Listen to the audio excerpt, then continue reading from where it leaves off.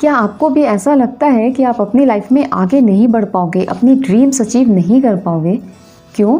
क्योंकि आपकी इंग्लिश अच्छी नहीं है।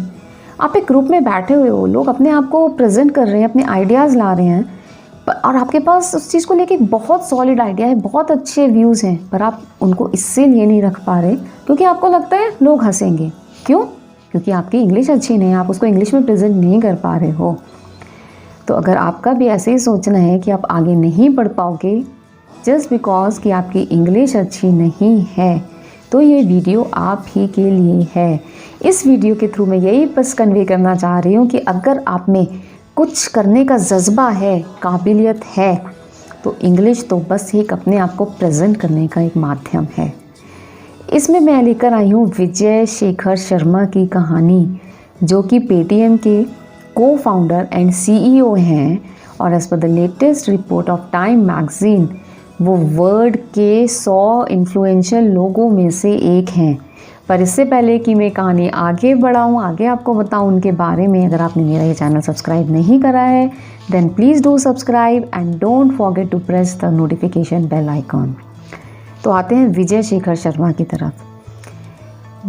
वो बिलोंग करते हैं एक यूपी के छोटे से विलेज को, जहाँ से उनकी बेसिक स्टडीज़ हुई और वो इतने होशियार थे कि 14 साल की उम्र में ही उन्होंने अपनी 12th कर ली। उनके पापा एक स्कूल टीचर थे और उनका भी था कि उनका बेटा आगे पढ़े, बहुत आगे बढ़े। तो उन्हें पता था कि अब आगे पढ़ाई करनी है अगर, तो उसके लिए बाहर बड़े शहर में जाना पड़ेगा, किसी अच्छे कॉलेज में एडमिशन लेना पड़ेगा और उसके लिए इंग्लिश बहुत ज़रूरी है। तो उन्होंने थोड़ा बहुत इधर उधर से किताबें लेके थोड़ी थोड़ी बेसिक इंग्लिश सीखनी शुरू करी और इंजीनियरिंग की प्रिपरेशन के लिए वो एक तरफ हिंदी की बुक रखते थे, द सेम सब्जेक्ट की इंग्लिश की बुक पहले हिंदी में से पढ़ते थे, फिर इंग्लिश में से पढ़ते थे।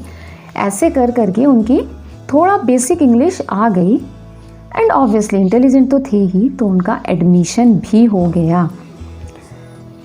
कौन से कॉलेज में? दिल्ली कॉलेज ऑफ इंजीनियरिंग में। यस, वहाँ उनका एडमिशन हो गया। पर बस स्ट्रगल यहाँ पे ख़त्म नहीं हुई। अब एक दिल्ली का college, Delhi college of engineering, एक से बढ़ के एक अच्छे घर से बच्चे, सारी पढ़ाई इंग्लिश में। अब वहाँ उनको कुछ समझ नहीं आता था और एक फर्स्ट बेंचर बच्चा बैक बेंचर बन गया जस्ट बिकॉज उसको इंग्लिश नहीं आती थी। और ऐसे केस में हमारे आपके जैसा कोई होता तो शायद वो डर के घबरा के घर चला गया होता, अपने गांव चला जाता कि मैं आगे नहीं पढ़ सकता। पर नहीं, वो विजय शेखर शर्मा थे, हार कैसे मानते। तो उन्होंने और अपना इंग्लिश इम्प्रूव करने की कोशिश करी, इंग्लिश न्यूज़पेपर पढ़ते थे, अपनी वोकैबुलरी इम्प्रूव करते थे, पर समहाउ इतनी अच्छी नहीं हो पाई कि वहाँ के लोगों के साथ कॉम्पिटिट कर पाएँ, अच्छे से अपना पढ़ाई पे ध्यान दे पाएँ। तो उनका पढ़ाई से धीरे धीरे मन हटने लगा।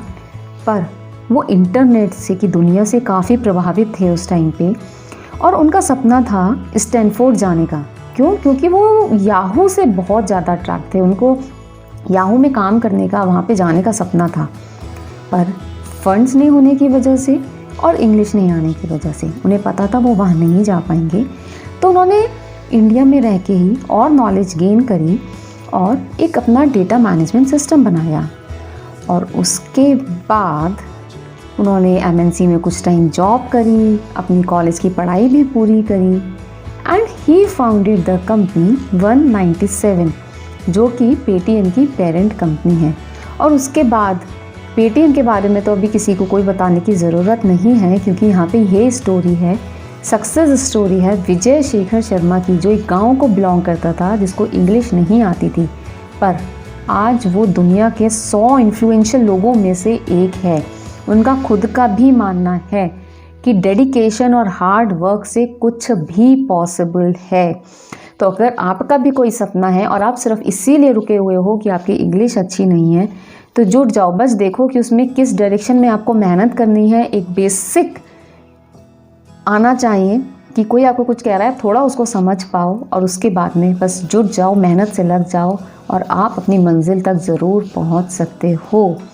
तो कैसी लगी आपको मेरी वीडियो, मुझे कमेंट के थ्रू बताइए। और अगर अच्छी लगी है तो लाइक को प्रेस कर दीजिए और शेयर कर दीजिए अपने दोस्तों के साथ।